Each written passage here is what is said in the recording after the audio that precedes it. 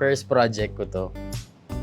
Sobrang dami kong natutunan dito. Si Reynold, si Tommy, ako. Si Direk Easy Ferrer, nag-message siya sa manager ko. Sabi niya, sabihin mo kay Robin, mag-audition dito sa dito sa serye ko, ganyan-ganyan. Punta po ako doon sa Regal. Tapos agad nakuha ko. Tapos naisip ko nun, nakuha ko dito kasi kaibigan ni Direk to, ganun.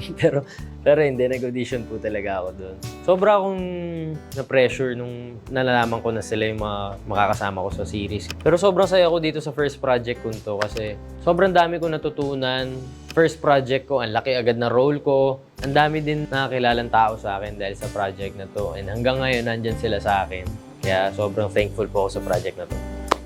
After nitong project na to kasi, nagkaroon ako ng followers. Tapos feeling ko, tuloy-tuloy na to. Ito na yun, ganyan-ganyan. Tapos parang naging kampante po ako masyado. Sa totoo lang, naging kampante po ako masyado. No? Hanggang sa unti-unti po nawala.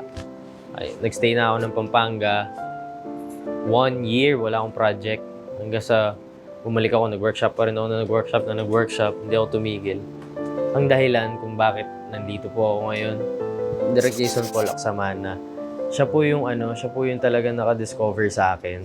Wala po akong ginawa halos isang buong taon kundi mag-workshop. Balikan ako Pampanga QC.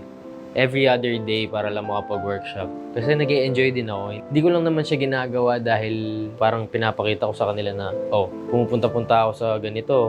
Kailangan bigyan niyo ako ng ganito. Hindi ko po siya ginagawa. Ginagawa ko siya kasi gusto ko mo din matuto.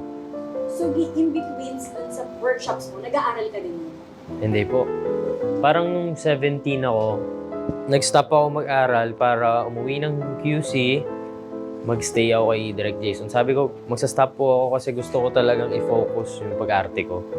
Gusto kong ibigay lahat dito sa pangarap ko. Kasi ito talaga gusto ko eh. Diba?